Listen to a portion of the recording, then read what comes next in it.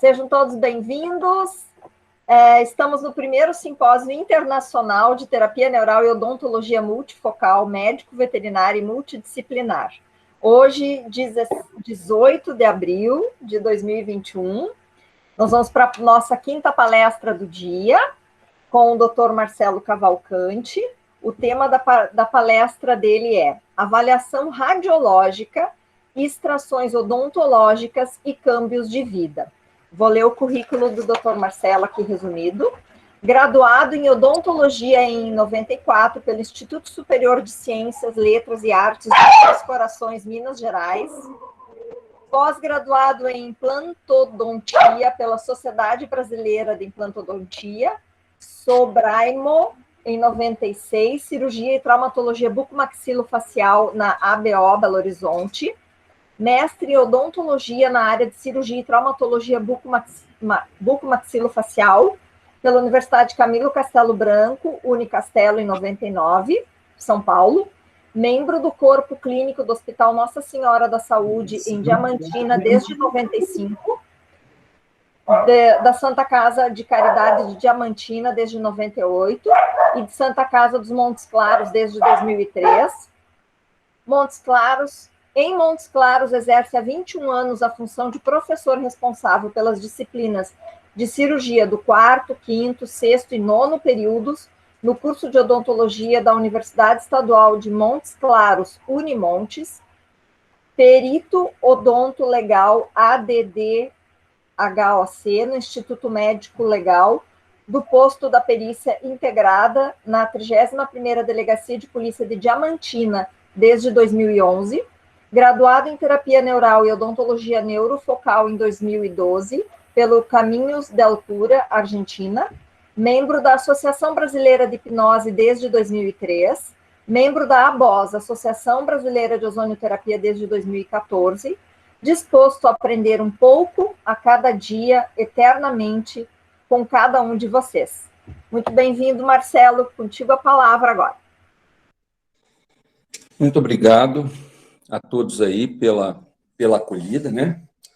E realmente agora a gente vai conversar de um tema diretamente ligado à odontologia.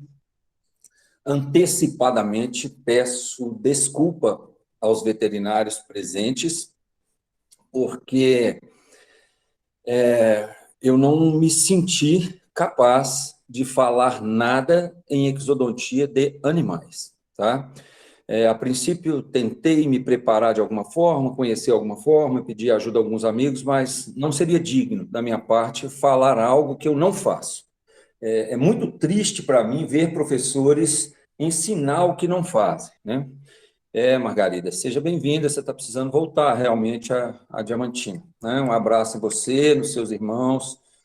Os irmãos da Margarida foram meus professores de química, pessoas que eu devo muita gratidão. Bom, quando a gente pensa em avaliação radiológica, extrações odontológicas e câmbios de vida, o que eu vim trazer para vocês, né? O que eu preciso usar e quais os recursos que eu tenho para fazer uma avaliação radiológica adequada em humanos, de modo que eu possa planejar extrações odontológicas, exodontias, e o que isso pode ou não causar no paciente, né? Porque a gente tem coisas realmente assim inesperadas. Vocês vão ver aqui 3 exemplos, né? Bom, de novo, né? De novo. Então, a armação da Elisandra aí, né? Me convidar aí para 2 palestras, né? E se estão aqui de novo, é pelo que eu já fiz até hoje, né? Então, eu agradeço aí a vocês. Você, no íntimo do ser, com sabedoria, vai conseguir, em passos confiantes, realizar a abençoada transformação. Então, o Léo sempre nos ensina que a gente vai se transformando, e isso é a cada dia, até chegarmos ao máximo da harmonia, né, onde nossas reações todas se estabilizam, né, diante da nossa finitude física. Agradeço aí mais uma vez ao Conselho de Medicina Veterinária do Rio Grande do Sul. Muito obrigado a todos da organização, muito obrigado aos colegas palestrantes que, com toda a fundamentação que vocês passaram ontem e hoje pela manhã, vocês facilitaram demais o meu trabalho, porque eu não precisei trabalhar com nenhum conceito, né? À medida que eu fui ouvindo as palestras, eu fui tirando coisas da minha apresentação, e muito obrigado por estarmos tão sintonizados e distantes que estamos nos complementando com a nossa fala, né? O Léo e a Bruna são irmãos que eu ganhei ao longo da caminhada, pessoas que a gente está sempre junto e lutando pela mesma causa, de uma forma justa. E o que eu acho mais maravilhoso, cito aqui publicamente os dois, é que sempre no nosso trabalho o dinheiro é consequência. Então, é muito interessante isso aí. Divino Mestre, quero lhe agradecer por esse momento, lhe peço proteção, inspiração e sabedoria para que eu possa transmitir o que preparei para essas pessoas com muito amor. Peço-lhe ainda humildade e sabedoria para ouvi-los e com eles aprender. Que assim seja. Amém. Essa se transformou na oração das aulas para mim. Todas as minhas aulas, na graduação, em todos os lugares, eu tenho procurado fazer essa prece, né, para que uma luz realmente possa nos trazer essa sabedoria, mas também possa nos trazer humildade, porque eu não sou dono da verdade, né? Meu currículo, a Elisandra já me apresentou aí, né? Eu tenho estudado algumas coisas ao longo dessa vida, e estudar filosofia, teologia, gerontologia, isso tem feito com que a gente aprenda as coisas de alguma outra forma, né? E sabe o que eu preciso dizer aqui publicamente, o que eu mais me cobro? Eu preciso fazer mais em mim as coisas que eu ensino, né? Então, eu acho que minha vida seria ainda muito melhor, sou muito grato a Deus e a tudo, eu só tenho que agradecer, né? Tenho muito pouco para pedir, eu tenho demais, e eu preciso fazer ainda mais por mim as coisas que eu ensino, melhorar minha atividade física, diminuir essa santa Coca-Cola, né? Então, a gente precisa pensar nisso, sim. Eu peço vocês para me ouvir naturalmente, né? Usem o que for bom para vocês, não acreditem em tudo que eu dizer, né? O princípio da descrença é o princípio da conscienciologia, e é a conscienciologia que nos faz evoluir de uma maneira plena, né? Diante da vida. As coisas não são como a gente acha que é, né? O mundo não é como eu queria que fosse, as pessoas não são como eu queria que fosse, tem coisas que parecem ser o que não são, e a gente precisa aprender a diferenciar essas coisas ao longo da nossa caminhada. Vejam que esses são os 4 primeiros slides em preto, são do professor Carlos Ramos, um português, né? Que ele diz que quando qualquer componente corporal é alterado com relação ao padrão considerado normal, o corpo humano, devido ao seu desempenho adaptativo, se modifica para desempenhar tal situação da melhor forma possível. Nosso corpo tem uma sabedoria verdadeiramente impressionante. É o mínimo gasto energético em todos os sentidos, né? E a vida emocional e orgânica do paciente podem ser interpretadas. E com o auxílio multidisciplinar, a gente pode ajudar esse paciente a buscar esse equilíbrio, né? Apesar de que a gente tem que reconhecer que sempre depende da vontade dele. Você não consegue dar para quem não quer receber, não tem jeito, né? O ser humano precisou ser dividido em vários microsistemas para o aprendizado profundo de cada parte. Isso, de certo modo, inicialmente é aterrorizante, porque nós fomos esquartejados, né? E hoje a gente precisa juntar tudo para que a gente possa fazer de alguma forma. Com a boca também não é diferente, né? Dentro da odontologia, a gente tem várias especialidades que acabam refletindo uma imagem do todo. O auxílio multidisciplinar significa que a gente depende de todo mundo, né? Eu não posso, depois de 25 anos de formado, abandonar todos os conhecimentos adquiridos. Marcelo, você não usa corticoide? Uso. Marcelo, você não usa antibiótico? Uso sim. Antibiótico, uso corticoide, uso anti-inflamatório, uso analgésico, uso sedativos, hipnóticos, né? Uso procaína. Então, mas isso tem uma indicação precisa, né? Até água benta. Então, é preciso que a gente reconheça realmente, né? Eu tenho placebos manipulados no consultório que eu fico impressionado com a fragilidade da mente humana. Porque eu chego na sala de espera com um placebo dentro de uma cápsula, me abaixo, ajoelhando literalmente na frente do cliente, sentado na sala de espera, e digo a ele: estou te dando esse medicamento aqui, porque ele vai fazer com que você fique mais tranquilo, que sua pressão arterial fique mais baixa, a torneirinha da saliva vai quase que fechar totalmente, o sangramento vai diminuir e vai ser tudo tranquilo nessa cirurgia. Ele recebe, toma e pronto, e aí a mágica acontece. né? Então, é muito impressionante essa condição. Quando a gente pensa no órgão dental conectado a todo o organismo, seria uma inocência de nossa parte não pensar o contrário, né? E a gente precisa entender que o neurovegetativo, que nós tanto falamos nesses dias aí, através das palavras dos colegas que me pouparam de falar isso, o neurovegetativo não segue o trajeto da coluna, ele segue o trajeto do pescoço, no nervo vago. Então, ele literalmente mantém a vida. Um tetraplégico faz tudo que uma pessoa normal faz em termos de vida. Ele digere, ele urina, ele evacua, ele sofre, ele chora, tudo, né? E os dentes e as nossas vistas têm baixo poder de recuperação. Então, o neurovegetativo, coordenando tudo isso, passando por todos os dentes, né, e associados ao sistema límbico, pode realmente alterar todo o corpo, e sempre por uma via de mão dupla. Os dentes, eles têm sim relação com os nossos órgãos, relação com todos os meridianos que nos interligam, né, com todos os chakras, e isso tudo conectado a todo o corpo. E se um dente pode desencadear um processo, seja carioso, seja na sua estrutura de suporte periodontal, seja endodôntico, né? Se esse dente tem uma causa escondida de uma dor ou disfunção, porque hoje está comum também com os procedimentos de harmonização orofacial parecer que aquilo é daquele jeito, naquela forma, daquela cor, né? Ele está conectado a tudo e está alterando realmente tudo, né? A inocência nossa é pensar que eu tenho um determinismo. Tem alguns colegas que me perdoem o que eu estou dizendo, peço literalmente perdão aos colegas, né? Tem alguns colegas que acreditam cegamente. Se o dente é assim, o coração é assado. Se o fígado é assim, o dente é assado. Você pode ter esse sintoma, pode. Em saúde, tudo pode acontecer. Todos os palestrantes aqui disseram pode acontecer, né?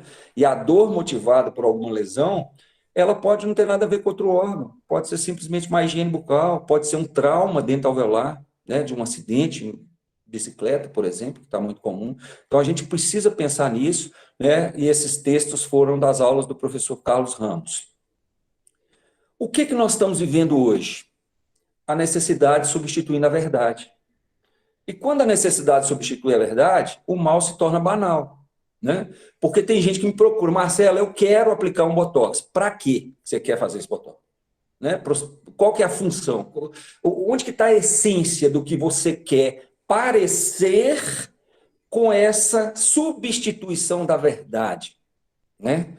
Uma colega, essa semana, na sexta-feira, foi submetida a um procedimento de bichectomia. Eu falei, meu Deus, mas para que esse diabo dessa menina foi fazer isso? Né?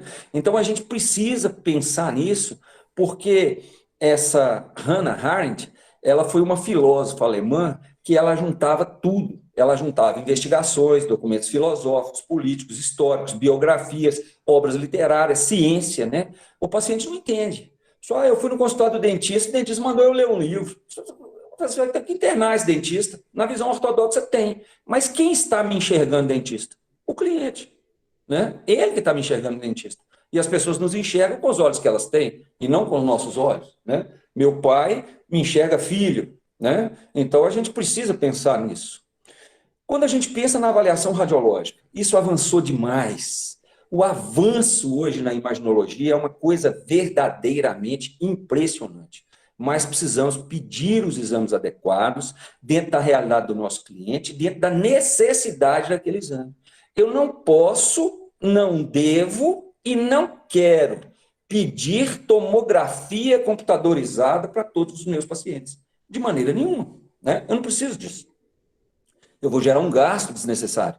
Eu vou ocupar um sistema desnecessariamente, né? Então, quando a gente recebe no consultório um paciente que eu peço um exame panorâmico e uma radiografia Bite-Wing, antes dele ir para a consulta, minhas secretárias explicam para ele. Se vocês ligarem na segunda-feira marcando o horário, elas vão perguntar para vocês. Você já tem radiografia panorâmica e radiografia Bite-Wing? O Dr. Marcelo sempre pede antecipadamente, apesar de ser um exame complementar, porque vai facilitar o momento da consulta, né? Então, isso é explicado. Em adultos, a panorâmica e a Bite-Wing, né, que são as radiografias interproximais, direitas e esquerdas, geralmente com 2 tomadas em cada lado é possível fazer, alguns serviços conseguem fazer com uma única tomada, e a radiografia panorâmica que vai me mostrar toda a condição aí do paciente. Para as criancinhas, né, para as ferinhas, eu peço somente a panorâmica, né, porque facilita muito a dinâmica do atendimento, a visualização de tudo. Então, ô Marcelo, mas você pede para todos os pacientes? Sim, 100% dos pacientes, né? Já que eu preciso avaliar a saúde bucal, eu preciso de uma vista panorâmica dessa saúde bucal. É como eu vejo da janela, né? Da janela aqui do apartamento, eu vejo o Vale das Cachoeiras, e eu imagino as cachoeiras, mas eu preciso ir lá ver minuciosamente se eu precisar ver algum detalhe, né? A panorâmica é uma técnica que permite a visualização de toda a região maxilomandibular, com no máximo 1 ou 2 exposições. Então, vejam que é uma radiografia riquíssima em detalhes. É uma radiografia riquíssima em imagens. Tem algumas limitações que já estão sendo extremamente superadas, né, quando a gente trata de observar a maxila, porque a radiografia foi feita para ver mandíbula. A panorâmica foi idealizada para se ver mandíbula. Mas as reconstruções hoje feitas pelo processo de computação facilitam demais a visualização da maxila. Então, eu consigo ver seio maxilar, né? Eu consigo aqui ver a trajetória do seio, eu consigo ver processo anular, eu consigo ver muita coisa no terço médio da face com a panorâmica, né? Vejam que é uma radiografia tão rica em detalhes, né? E muitas vezes a gente passa o olho de uma maneira tão rápida nessa radiografia que para alguns de vocês essa mentoplastia pode ter ficado despercebida, né? Então eu fiz uma mentoplastia redutora nessa moça, né, para que houvesse menor projeção do mento e melhor estética facial, e aí a radiografia de controle, com as mini placas aparecendo, aí, né, estabilizando o fragmento operado. Mas olha a quantidade de detalhes que nós temos para ver na panorâmica. Nós temos, no mínimo, 27 itens. Por que, Marcelo, que você diz no mínimo? Porque muitos são bilaterais, né? Quase todos são bilaterais, melhor dizendo, né? Então, nós temos muitos itens a ser observados na panorâmica. Não dá para simplesmente pegar o exame e levantar no janeloscópio, né, e achar que viu alguma coisa, porque não vai dar para ver, né? A técnica Bite-Wing é a técnica interproximal que facilita demais a visão para o dentista. Por quê? Porque ela detalhadamente vai me dar os espaços interdentários. Então, ela vai me permitir detectar cárie, adaptação de restauração, presença de lesões periodontais com destruição da crista óssea, né? Então, usa um filmezinho 3x4, muitos profissionais têm o raio-x no consultório, ou um captador de imagem digital, que hoje, mais modernamente, é mais fácil ainda, né? Você tem um captador digital no consultório e você vê a imagem na tela do seu computador, e essa imagem, uma imagem rica em detalhe, que você consegue ver uma coisa como essa aqui, ó, né? Então, vejam, uma desadaptação do material restaurador, né? Você consegue ver uma perda de crista nessa região. O que está acontecendo aqui? Né? Então, são 2 exames que o paciente vai gastar em torno de R$50 e vai conseguir um resultado muito satisfatório e grande quantidade de informação para o profissional. Esse é o posicionador, só para... Valéria, eu vou te responder inicialmente essas 2 imagens. Confirma para mim se é essa imagem e essa imagem, né? Projeção do processo anular, né? Eu posso deixar para vocês, com toda certeza, esse esquemazinho, posso enviar só esta imagem para vocês salvarem, né? De modo que vocês possam avaliar criteriosamente as alterações presentes numa radiografia panorâmica. Voltando para as Bite-Wings, né? O posicionador é esse artefatozinho plástico em que o paciente morde o artefato, né? Ele é usado na mordida, e com isso você tem a posição do cone do aparelho de raio-x ou do captador digital de imagem para que você tenha uma referência no padrão de captação dessa imagem, né? E isso facilita muito, não tem ninguém pondo o dedo na boca, segurando filme, como antigamente, nada disso. Eu imagino que em veterinária isso seja assim, uma coisa dificílima, né? Eu tenho a felicidade de ter ficado amigo do Mitsen através do curso do Léo. O Mitsen faz tratamento endodôntico em equinos. Então, eu fico assim verdadeiramente impressionado com as coisas que ele faz. Então, tá aí. As bite wings superiores, né, mostram imagens superiores e inferiores, uma ou duas exposições em cada lado são extremamente importantes na condução da avaliação inicial do paciente diante das exodontias. Essa imagem deste dente sugere, claro, a presença de um terceiro molar impactado no segundo molar, ou seja, ele está num eixo de erupção não favorável à sua erupção, mas eu preciso de outra radiografia para que eu veja a relação do ápice desse dente com as estruturas anatômicas aqui presentes, né? Eu não posso avaliar esse terceiro molar com essa imagem, porque aí eu não estou vendo, eu estou realmente imaginando. Já a tomografia em cone beam, que é a imagem multi-slice que nós temos hoje, né, mais avançada na odontologia, é possível identificar e delinear todos os processos patológicos, dentes retidos, seios paranasais, toda a estrutura óssea. A gente tem o planejamento ortognático hoje com a radiografia, com a tomografia em cone beam. No nosso congresso, a professora Paula Dominguete vai apresentar um trabalho sobre a endoguide, né, que é a endodontia guiada por tomografia, para que tudo fique com a maior precisão possível, né? Nesse tipo de exame, o paciente senta-se numa cadeira e o aparelho faz um movimento de rotação em 360 graus em torno de sua cabeça. Por meio dessa movimentação, o raio-x alcança todo o complexo maxilomandibular e obtém uma imagem de todas as dimensões da face do paciente. E aí, de acordo com o seu pedido, o radiologista vai fazer as reconstruções, vai fazer a impressão, e os centros de extrema qualidade, né? Os centros hoje de extrema qualidade, eles fazem, eles têm o critério de enviar o CD para o profissional com todas as imagens captadas. O programa é gratuito na internet, slice, slice.com.br. Você baixa o programa, que é um leitor de tomografia, e você vai ver as imagens todas que você quiser, e não só o que imprimiram para você, né? A Margarida fez um comentário aí a respeito da panorâmica para a avaliação do sono, a apneia do sono, é extremamente útil.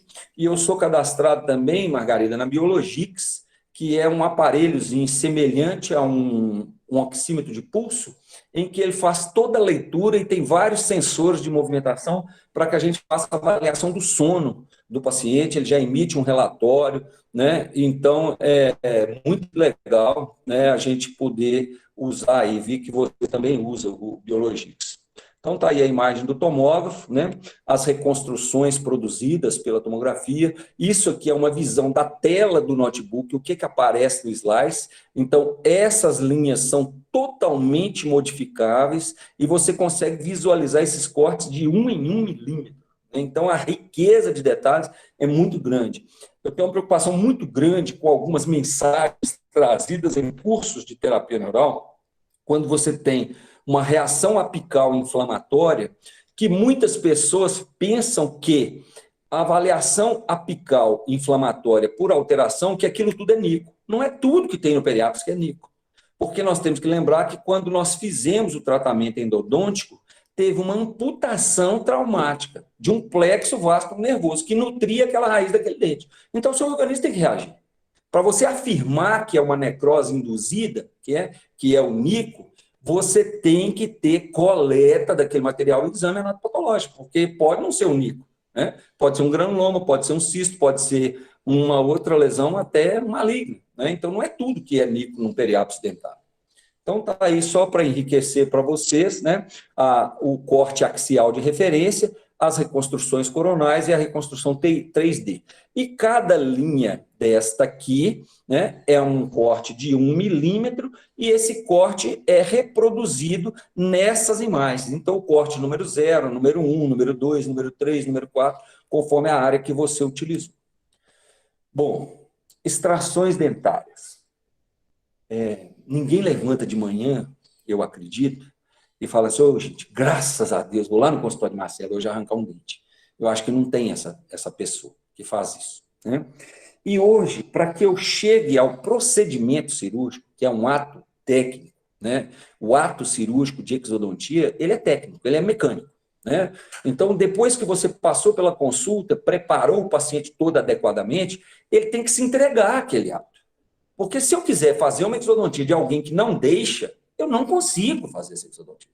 Ou então torna-se um procedimento de agressão. Se eu quiser cortar a unha, né, de alguém, essa pessoa não deixa, eu não vou segurar a força e cortar essa unha. Da mesma forma, gente. Então, o paciente passa por todo o processo de consulta para que ele entenda a importância e a necessidade e o benefício daquela perda dentária. Porque nada nunca vai substituir os nossos dentes como eles mesmos. De maneira nenhuma isso vai acontecer. Ah, Marcelo, eu queria tirar esse dente, depois eu ponho implante. Implante não é dente. Implante é uma prótese muito avançada, né? Os implantes, os pinos metálicos, substituem raízes de dentes perdidos. E nós não vamos discutir aqui hoje se implante é campo interferente ou não, senão a gente sai daqui no próximo mês, né? Porque nós precisamos saber qual implante em quem que ele é ou não campo interferente, né? E o que a gente pode fazer para neutralizar se ele for um campo interferente, porque muitas vezes a estabilidade da oclusão produzida por um implante é muito importante, e é muito importante termos aquele campo interferente para que o resto do corpo funcione bem, né? Bom, então quando a gente pensa em... Peraí, o negócio está meio... Bom, quando e por que a gente vai fazer exodontia? Porque a imagem do paciente é essa, sinceramente. Nossa profissão, ela é associada a sofrimento. Quando diz respeito à cirurgia, é associada a sofrimento. E eu já escutei, graças a Deus, de vários pacientes que meu consultório, que só faz cirurgia, eu só faço a parte cirúrgica, da odontologia eu só faço a parte cirúrgica. É o único lugar que a pessoa chega com medo e sai rindo, né? Então, graças a Deus, eu tenho conseguido levar isso de uma maneira assim, muito leve para o paciente. Quando... Estou entendendo o que está acontecendo, só um minuto. Quando que eu devo fazer? Quais são as indicações das exodontias? Lesões cariosas sem possibilidade de tratamento, comprometimento endodôntico, comprometimento do canal, que não tem possibilidade de tratamento, comprometimento do periodonto, do tecido de suporte, que não tem possibilidade de tratamento, indicações ortodônticas e dentes sem possibilidade de erupção. Essas são as indicações das exodontias. E nós poderíamos discutir também aqui uns 5 ou 6 dias a respeito de cada uma das indicações. Porque lesões cariosas sem possibilidade de tratamento. Muitas vezes eu me deparo com isso na odontologia da Unimontes. Existe possibilidade de salvar aquele dente, mas o cliente não tem possibilidade financeira, muitas vezes, de arcar com aquele tratamento.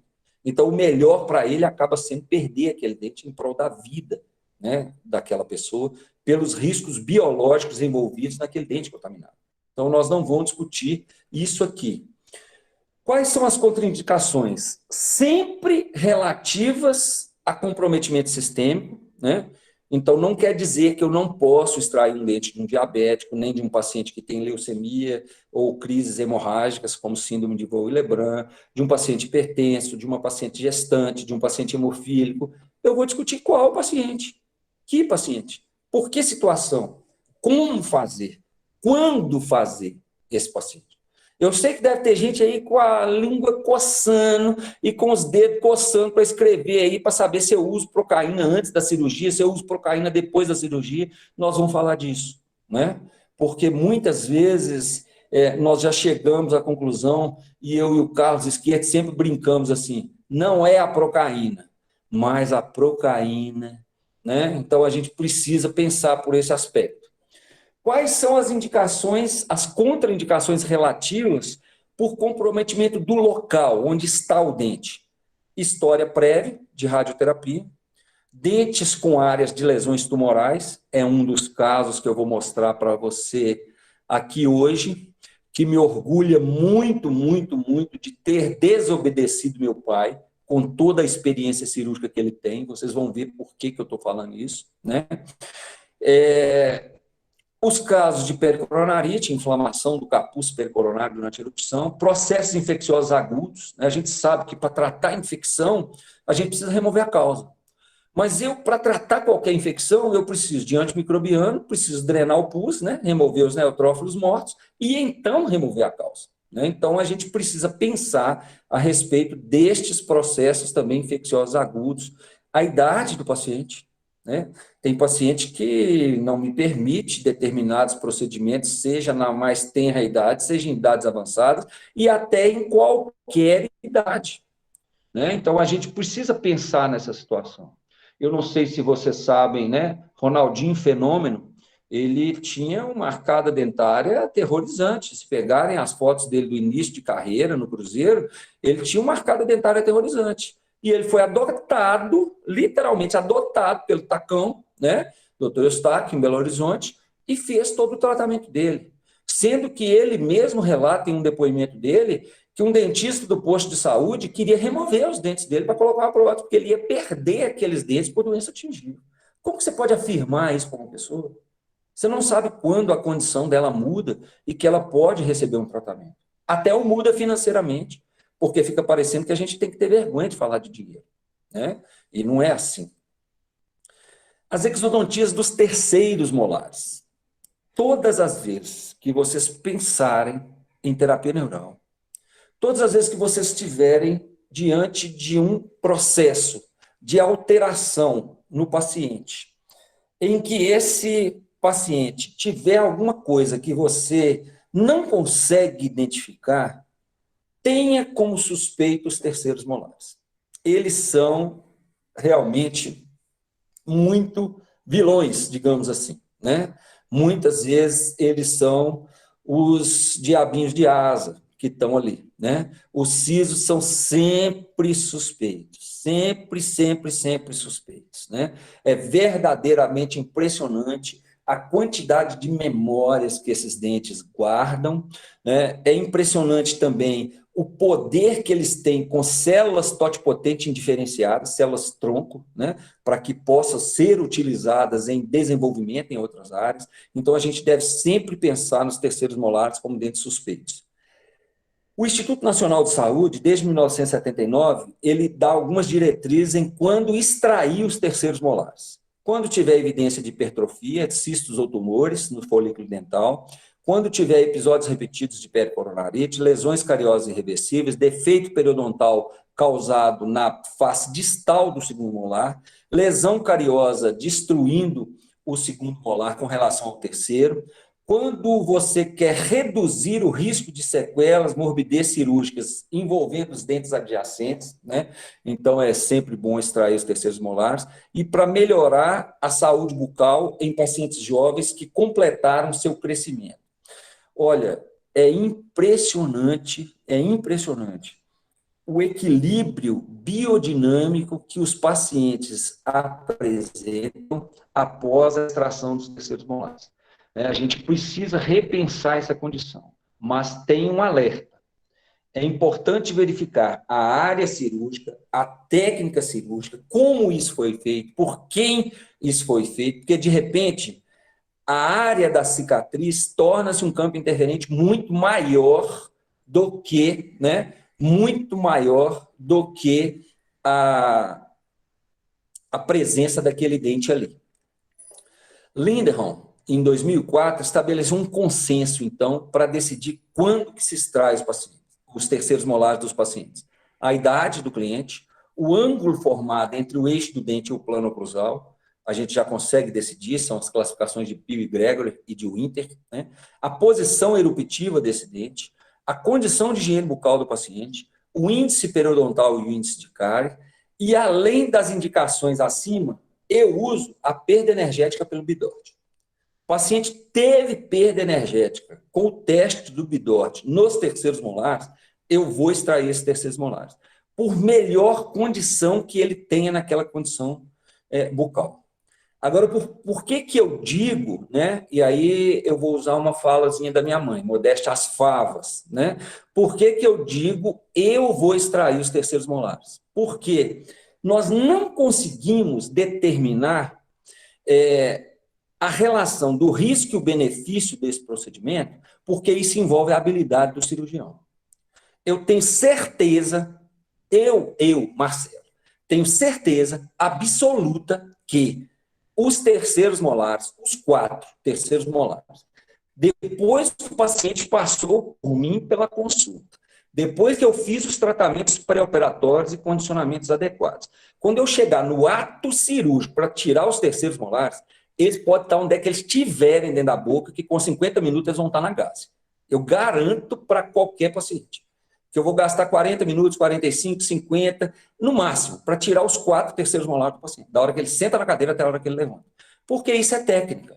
E para que eu execute a técnica, quem vai receber tem que permitir. Então, esse paciente já permitiu, né? Teve um curso de terapia neural que foi muito engraçado, que no intervalo de almoço, aí em Belo Horizonte, eu saí com a Suelen, do Rio de Janeiro, e fui na clínica, extraí os sisos dela e voltamos depois do almoço, e ela assistiu o resto do curso, né, tranquilamente. Por quê? Porque já estava condicionado a receber o procedimento. Quando a gente pensa nessa condição para executar um procedimento, eu tenho que ter um ambiente preparado, eu tenho que ter uma equipe treinada, né? Então, essa secretária aqui está comigo há 23 anos, essa aqui está comigo há 7 anos, minha noiva que sempre me apoia, a Isabela, que está participando comigo dos procedimentos cirúrgicos e sabe meu jeito, e sabe diferenciar o que é meu amor por ela, o que é ela me auxiliando na cirurgia, né? Porque eu não vou virar para ela na hora da cirurgia, oh, meu amor, por favor, aspira. Não vou falar de jeito nenhum, vou falar assim, aspira, né? Porque existe no estudo da equipe cirúrgica a função de cada um, né? E eu tenho que dar ordens claras e precisas, né? Então, isso vai realmente ser executado de uma maneira muito prática. Porque quando você pega um terceiro molar nessa imagem, que você imagina que é só extrair um dente, olhem só, o acesso cirúrgico ele é terrível, por causa de abertura de boca, por causa de contaminação. A área que você precisa bloquear é uma área de grande inervação e de grande vascularização, né? Então, eu preciso de técnicas anestésicas adequadas, eu preciso de um acesso cirúrgico adequado, eu preciso visualizar o campo operatório, muitas vezes contato, eu preciso de ostectomia, eu preciso de odontosecção, para que eu preserve o tecido ósseo, já que o dente vai para o lixo ou, no máximo, para um banco de dentes, né? Ou ter a polpa congelada em algum momento. Então, eu vou precisar de dividir esse dente para preservar o tecido ósseo. Instrumentos que são extremamente agressivos e fazem muita força, né? Que são os extratores, também chamados de alavanca. A gente tem que ter domínio sobre o uso desses instrumentos, né? Para que a gente possa, enfim, remover aquele órgão dental, ter o leito, né, o alvéolo dentário cuidado adequadamente e ser feito os procedimentos de sutura facilitando o reparo. Agora, imagine, né? Tem gente que não está pensando na ciência para se fazer isso tudo, né? Quais as células ditam o funcionamento do cérebro? Neurônios e a glia. E quais as moléculas de estrutura participam disso? Neurotransmissores e sinapses. E o que determina o comportamento e a personalidade? Horóscopo. Será que é assim? Né? Então, tem horas que a gente não pensa realmente em todos os aspectos, né? Os superiores, olha onde está esse terceiro molar superior, né? É extremamente alto, próximo ao processo zigomático, né? Então, a gente precisa de um acesso cirúrgico que muitas vezes o paciente vai estar de boca fechada. Porque se ele não tiver de boca fechada, esse bendito desse afastador aqui vai machucar a comissura toda desse paciente. É minha grande dificuldade para ensinar para os alunos, porque o aluno vira para mim e fala, seu professor, eu quero ver. Eu falo com ele assim, nem eu estou vendo. A minha visão está aqui, ó. A minha visão está aqui no tato, a minha visão está aqui no instrumento. Né? Não tem visão direta disso aqui. A altura que está esse dente. Né? Então, a gente faz o descolamento de todo o tecido gengival, faz a exposição ali do tecido ósseo, para que a gente possa fazer essa remoção buscando um benefício para o paciente, com todos os riscos que nós temos de acesso ao seio maxilar, do risco da fossa pitérico-mandibular, né? Então, a gente precisa pensar em todo esse aspecto.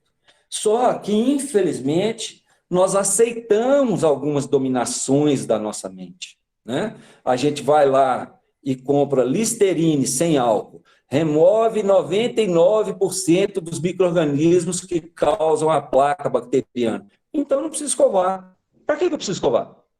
Eu não preciso, pois se o Listerine remove com bochecha, eu vou escovar para quê? É só fazer bochecho, né? Para que eu vou lavar minha casa toda se o pinho-sol remove 99% dos germes? Eu não preciso, é só passar pinho, né? E será que é assim a vida, né? Então eu preciso não abandonar as páginas anteriores da minha vida para que eu possa realmente ter uma formação crítica, né? Porque quando eu penso nos câmbios de vida, né, eu vou extrair um dente do paciente. E aí, o que vai acontecer? Eu realmente estou fazendo bem para esse paciente, né? Não viverás nada que não seja para o teu crescimento espiritual. Mas não é fácil ver isso, de maneira nenhuma, né? Tem gente enxergando que a pandemia é Deus nos ensinando a sermos mais humanos, e tem gente enxergando que a pandemia é um castigo de Deus. E nós também não podemos discutir isso, né? Porque a gente precisa repensar essa condição. Esse paciente me procurou a primeira vez em 1999. Não é esse caso, desculpem, é o segundo caso, eu inverti aqui a apresentação, tá? Esse paciente foi encaminhado de uma cidade aqui próximo, é o próximo caso, que é um caso mais antigo. Foi encaminhado de uma cidade aqui próximo para fazer a avaliação dessa região anterior de mandíbula, em que o colega já tinha a sugestão da imagem de um odontoma nessa região, e o planejamento inicial dele era extrair este dente para que fosse colocado aparelho ortodôntico para alinhar e nivelar os dentes. Quando ele fez a radiografia panorâmica, encontramos indicação de exodontia dos 4 sisos e encontramos um odontoma complexo nessa região anterior. O paciente veio, fez a consulta, né? Fiz todo o exame, a panorâmica não me era suficiente para o diagnóstico, pedi a tomografia computadorizada, foi possível visualizar todo o odontoma, foi possível visualizar que o canino retido, que aqui ele se mostrava na basilar da mandíbula, ele realmente estava na basilar da mandíbula e comprometia toda a estrutura mandibular. Então, tirar esse dente, tirar esse canino e tirar esse odontoma envolvia outros riscos, né?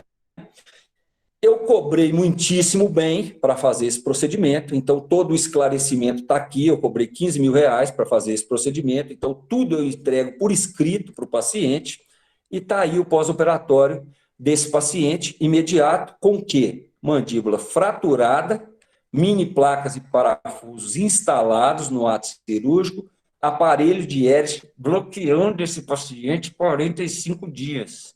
No planejamento aqui, está escrito que pode haver complicação pós-operatória com fratura mandibular, e aconteceu. Então, vocês imaginem se eu não tivesse dito isso a esse paciente.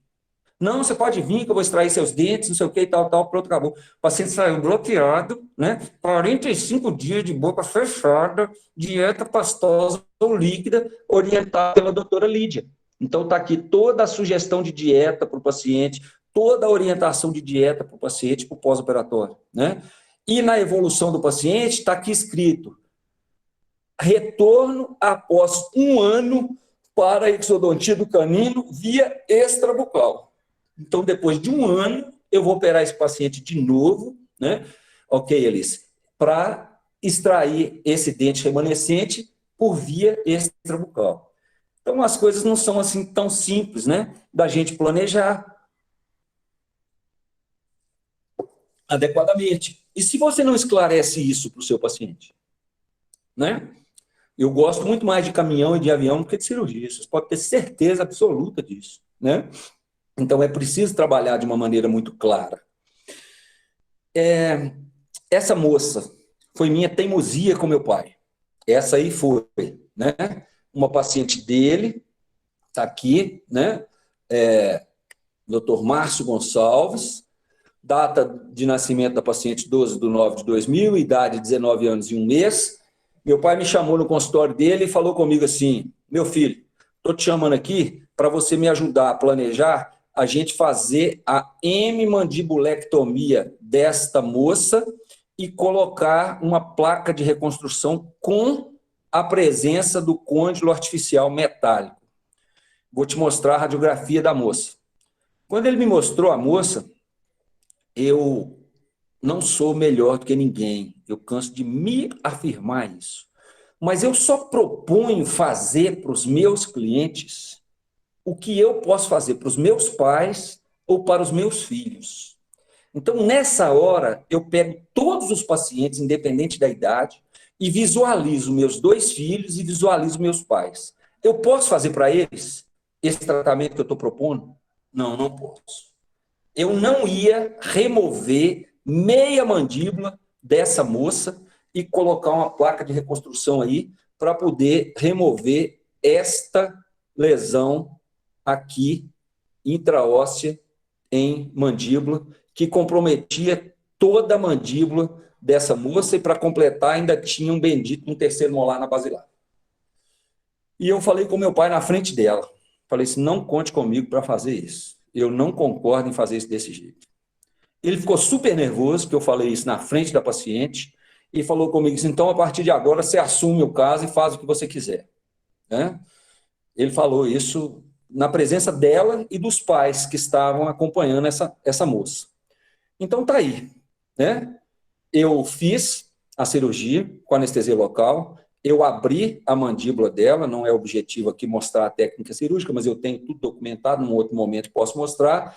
Vejo que o siso já não está aqui mais, né? Um mês depois foi feito o procedimento, né? Mês de outubro, mês de novembro, um mês depois já tinha radiografia pós-operatória, eu removi o dente da área do tumor, mas espera aí, você não falou lá atrás que poderia ser uma contraindicação? Removi toda a lesão tumoral, encaminhei essa moça para tratamento endodôntico destes 2 dentes que pelo Bidort havia perda, extraí os outros sisos dela, dessa menina, extraí os sisos dela e está aí a área totalmente recuperada.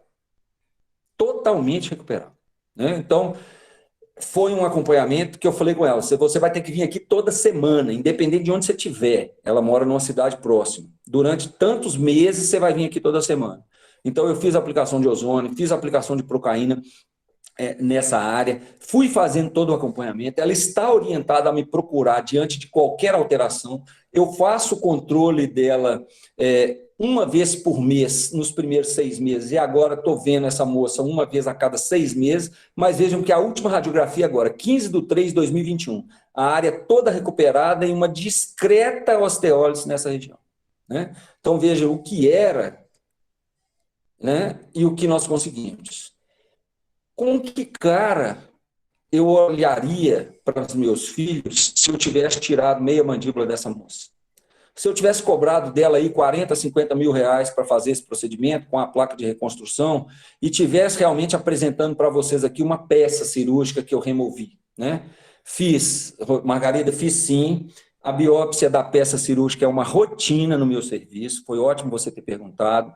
Eu não sou nunca intermediário do paciente para a lata de lixo. Tudo que eu retiro dos pacientes vai para exame de anatomia patológica. Uma simples pinta vai para anatomia patológica. Eu faço avaliação com EVAIS, né, que é infiltração de luz ultravioleta de grande intensidade, é um aparelho da Hemióticos, mas mesmo assim eu encaminho para avaliação da peça anatopatológica, né, e isso aí era um ameloblastoma. Né? Então, a pessoa vira para mim e fala comigo assim, mas o tratamento do ameloblastoma é hemimandibulectomia. O ameloblastoma pode recidivar daqui 10 anos. Né? Eu não sei nem se eu vou estar vivo daqui 10 anos, quem dirá ela daqui 10. Né? Então, eu preciso fazer o que é melhor hoje, eu não posso pensar daqui 10. Né? Não dá para pensar daqui 10. Né? Então, a gente precisa realmente repensar nessa condição e partilhar isso com o paciente. Ela está cansada de saber que essa amelo pode voltar um dia. Os pais estão cansados de saber que esse ameloblastoma pode recidivar um dia. Pode sim, mas até hoje não recidivou. Né? Então, exatamente, né? A técnica cirúrgica da extração dos sisos é indicado sim, desde que seja feito com habilidade profissional. uma técnica planejada, indicada, uma técnica bem executada, com um profissional treinado, equipamento adequado, para ter o mínimo trauma para o paciente. Eu canso de escutar, e vocês também já devem ter escutado, eu fiquei 3 horas na cadeira para extrair um dente. Eu fiquei 2 horas na cadeira, eu fiquei 4 horas na cadeira para extrair um dente. Isso é um profissional que nem pensa, né? Porque se ele pegar a caneta de alta rotação com a broca diamantada, ele destrói o dente todo em menos de 10 minutos. Então, ele não precisa ficar 4 horas com o paciente na cadeira por motivo nenhum. Você já parou para pensar que o mundo precisa de você e o quanto você deve ser grato à vida? Sempre dê valor às suas preciosas capacidades e habilidades, sua capacidade de produzir e sua força, seus sentimentos, pensamentos, palavras e ações. Reserve um momento para sentir gratidão pelo seu extremo e único valor pessoal. E todos podemos ser melhores do que fomos ontem. E é preciso encontrar os motivos para isso sempre. Eu escrevi isso para mim. Quando me dá alguns momentos de desânimo, alguns momentos de vontade de mudar de rumo, alguns momentos de cansaço emocional diante das coisas que eu escolhi a fazer, né, eu escrevo para mim. Né? Escrevi um texto para mim baseado numa conversa que a minha noiva teve comigo na semana passada. Hoje de manhã mandei uma mensagem para ela cedinho, quando eu acordei ela ainda estava dormindo, agradecendo todo o apoio, né, das capacidades que eu desenvolvi ao longo da vida. Porque se eu fosse, Marcelo, alinhar minha vontade com a minha coragem, eu ia largar tudo, ia comprar um caminhão e ia vender coco no litoral. Eu ia no litoral, buscava coco, trazia para Diamantina, via meus pais, saía de Diamantina cheio de pedra, levava para o litoral e voltava para a praia. Né? Então, é preciso superar essa dependência emocional algumas vezes, né? E muitas vezes eu escrevo para mim, isso aí eu escrevi para mim, muitas coisas eu escrevo para mim. É preciso que a gente se veja de fora de nós mesmos, muitas vezes, para que a gente possa crescer no íntimo do nosso ser. Senão fica parecendo que a gente é bonzinho, parecendo que a gente é um anjo, e eu não sou, não. Eu sou cheio de mania, eu sou cheio de defeito, eu apelo, eu xingo, eu grito, eu bato porta. Né? Então, a gente precisa entender esses nossos limites. Esse é o caso que eu disse para vocês, né? Esse rapaz me procurou em 2008 para extrair esses 2 terceiros molares superiores. Por algum motivo que eu não me recordo, ele não fez o procedimento, e 3 meses depois desse procedimento, que não foi realizado, o procedimento de consulta, ele desenvolveu um linfoma não Hodgkin e passou por momentos terríveis na vida dele, de extremo emagrecimento, de extremo risco, entubado muito tempo, ficou inconsciente, teve diversas complicações. E os sisos ficaram lá. Agora, em 2020, ele volta a me procurar com os mesmos benditos sisos aí. Marcelo, eu acho que agora chegou a hora da gente extrair os sisos. Então, vamos planejar adequadamente e vamos realmente extrair os sisos, né? Extraímos os sisos desse jovem, né? Vejam que tudo é um extremo detalhe, porque olha a consulta desse rapaz. Posso disponibilizar o prontuário para vocês, eu tenho um prontuário, porque nós temos um aspecto legal. Eu trabalho como perito odontolegal desde 1º de maio de 2008 na Polícia Civil. Um juiz, ele só avalia imperícia, imprudência e negligência, ele não avalia outra coisa, só isso que ele avalia. Então, você tem que ter tudo documentado, tudo assinado, tudo escrito, né? E olha o que deu a extração dos sisos, né? Extrair os sisos desse paciente, com 1 semana, esse paciente começou com dor, na evolução aqui ele conta. Depois que eu removi os pontos, né, no retorno, ó, tirei o siso, 1 semana, remoção de sutura. No retorno dele, ele já começou a relatar, eu perguntando para ele como é que estava a dor. Dor, dor, dor, dor. Ele desenvolveu uma nevralgia herpética. Marcelo, isso é o quê? Para mim, vicariação negativa. Para mim, um salto de campo, né? Para mim, o que estava aqui armazenado há não sei quanto tempo, há não sei quantos anos, saltou por aí e foi acontecer. Mas vai falar isso com um outro profissional. Não, Marcelo, não tem relação. Eu não sei dizer se não tem relação, né? Não, Margarida, eu só uso corticoide no pré-operatório, dose única de dexametasona, 4 miligramas, dado na porta do consultório. né? Eu não uso corticoide no pós-operatório, porque atrapalha todos os nossos processos de reparação e de recuperação. Então, esse rapaz teve uma lesão de herpes disseminada na região cervical toda, posterior do tórax, anterior do tórax, e demorou meses esse paciente ir ao consultório, lavando com procaína, lavando com procaína, lavando com procaína, lavando com procaína, né, para que tivesse esse aspecto aí de recuperação e esse aspecto aí de cicatrização, acompanhando esse jovem já há meses, né, para que a gente pudesse ter essa condição aí de melhora.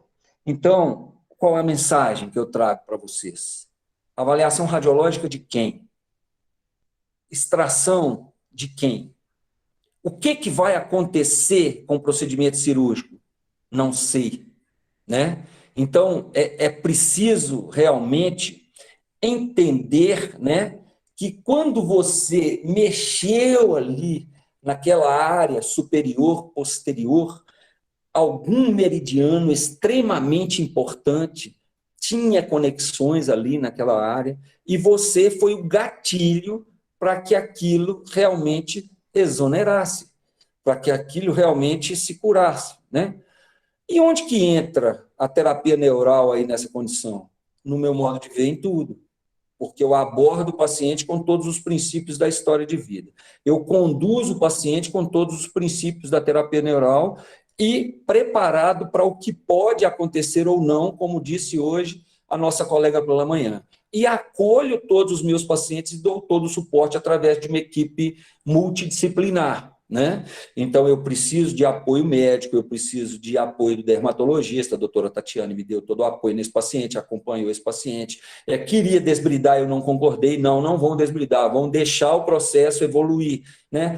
Vamos usar isso e aquilo, não, deixa a gente limpar com água ozonizada, está aqui descrito no prontuário dele, né? Que foi usado óleo ozonizado e água ozonizada, mais a lavagem com procaína, para que a gente pudesse realmente ter todo o aspecto aí de cura. Então, temos realmente que estar preparados, né? Não é planejar e achar que vai dar certo, achar que eu sou fera, que eu não vou ter problema, que eu não vou colher as coisas, né? E isso realmente a gente precisa reescrever essa nossa condição, tá? Essa é a nossa foto clássica, né? Da terapia neural, todo mundo aí de língua para fora, a gente sempre nos finais de curso, a gente faz uma fotografia como essa, hoje não poderia deixar de ser diferente, né? A Isabela está sempre aqui me acompanhando, sempre aqui me ajudando, me apoiando, né? Estamos juntos nessa do Congresso Interdisciplinar de Odontologia, e a participação aqui hoje foi para mostrar para vocês o quanto eu também sou falho, o quanto eu preciso trabalhar minha autocura, o quanto eu preciso ter um compartilhamento com meus pacientes e mostrar para eles que sem eles eu não posso realmente fazer, mas que, na verdade, eu estou fazendo por eles e, por consequência, eu posso receber alguma coisa financeiramente. Era isso que eu tinha para hoje. Muito obrigado. Muito obrigada, Marcelo. Olha ali, o Léo já botou um comentário.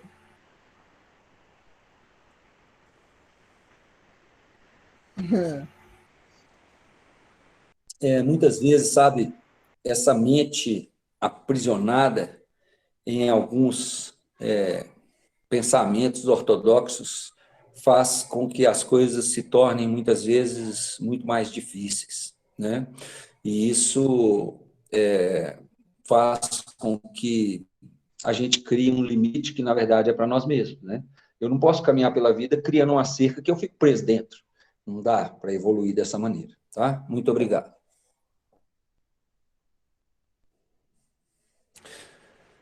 Vamos às perguntas. A Dânia comentou que ela usou óleo ozonizado com a frequência de herpes zoster, porque ela relatou anteriormente que ela teve o Covid, né? Uhum. A Selma, grande aula, doutor Marcelo, parabéns. Valéria Araújo, você usou a lavagem com água ozonizada, depois lavou com a procaína e, por último, óleo ozonizado? É isso, exatamente essa sequência. Esse é o raciocínio realmente de quem faz, viu, Valéria? Muito obrigado aí. Primeiro eu lavei com a água ozonizada para realmente descontaminar a superfície ali, né? Depois eu lavei com a procaína pelos poderes antimicrobianos e anti-inflamatórios induzidos pela procaína, e o óleo ozonizado para manter essa descontaminação e dar uma hidratação, um poder maior de hidratação, de reparação e cicatrização da pele. Dr. José Rodrigues Correia. Dr. Marcelo, você relacionou a exoneração deste último paciente com possível interferência resolutiva do linfoma? Doutor José, além de toda a sabedoria, ele lê pensamentos e não lê pensamentos meus, né? Porque eu realmente não associei. Mas o paciente tem descrito na evolução do prontuário dele, eu vou fotografar e vou mostrar para vocês posteriormente, que eu não coloquei todo o paciente, todo o prontuário dele aqui, né? E por questões de confiança realmente, eu expus o prontuário de uma maneira completa, porque está ali nome, endereço, telefone, tudo que vocês podem ver nessas imagens, né? Mas o paciente, doutor José, quando ele voltou no consultório da última vez que eu falei com ele, São Ricardo, parece que agora nós estamos livres, né? Ele falou comigo assim, doutor Marcelo, o médico falou comigo que o linfoma podia voltar, mas eu acho que depois dessa que eu passei, ele não volta mais nunca. Então, não foi a visão minha, não, doutor José. Eu não tive realmente essa visão, não, mas o paciente teve, e eu fiz questão de deixar registrado no prontuário. Não, não sou médico, eu sou cirurgião bucomaxilo. Você está me perguntando aqui se eu sou médico? Não, eu sou dentista. Envio sim, Margarida, eu posto agora, né, para o grupo aqui, os achados, né, radiográficos da panorâmica, para que todos aí possam Marcelo, realmente... Pois tira, não. por favor, o teu modo de apresentação para deixar a sala. Deixa eu fazer um comentário aqui, Marcelo, no chat. Simone Champignon. Oi, Marcelo, fala um pouco sobre o salto de campo e como proceder nas próximas sessões quando isso acontece. Legal.